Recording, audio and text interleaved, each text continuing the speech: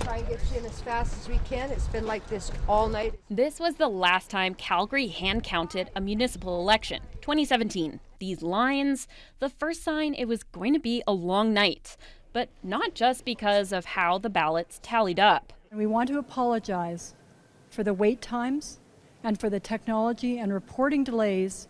So as the province brings back the manual count, let's revisit what happened in 2017. I read this audit report, so you don't have to. Here's how the election went down.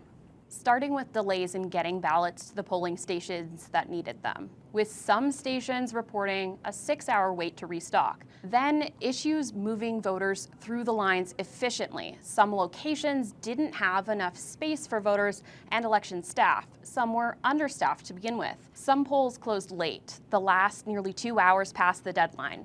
The Elections Calgary webpage, that was the next shoe to drop. Enter the IT incident. At about 9 p.m., the site became non-responsive. Traffic to the page was several orders of magnitude higher than expected when the system was tested.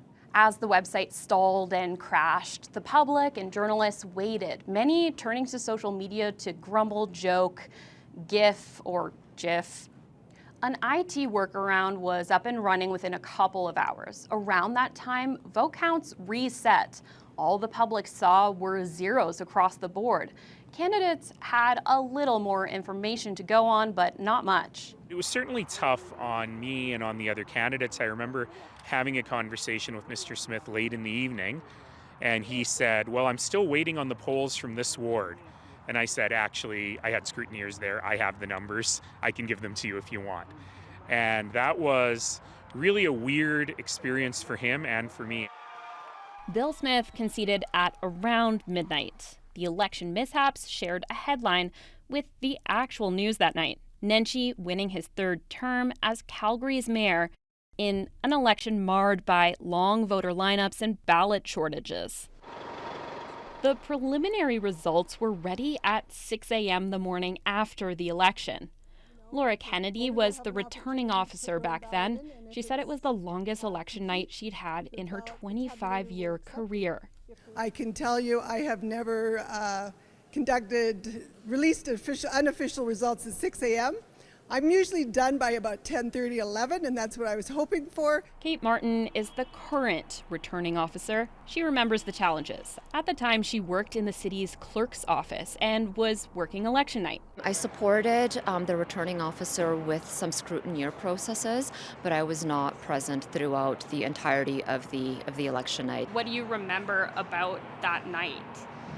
That it was long. It was certainly a long night for city staff. It was a long night for election workers, but of course also for the candidates and for the scrutineers. And so then how does it feel going back to hand counting? We certainly had to go back to planning. At least now we know what to expect.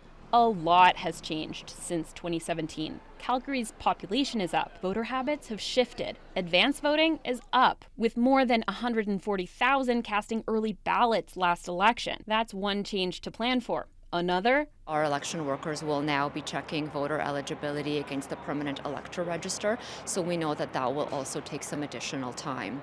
This election needs more of basically everything. Election workers, ballots, voting stations. In 2021, when we had vote tabulators doing the count, we had about 180 voting stations on election day.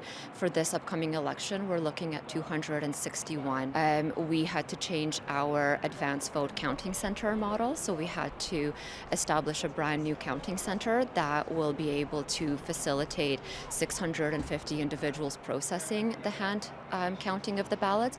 Back to the audit. It tells us hand counting wasn't the only factor that slowed down results, but recommended using machines to help speed things up. Martin, the current returning officer, says not having machine counting this time means election results depend on a good plan that builds on lessons from the past.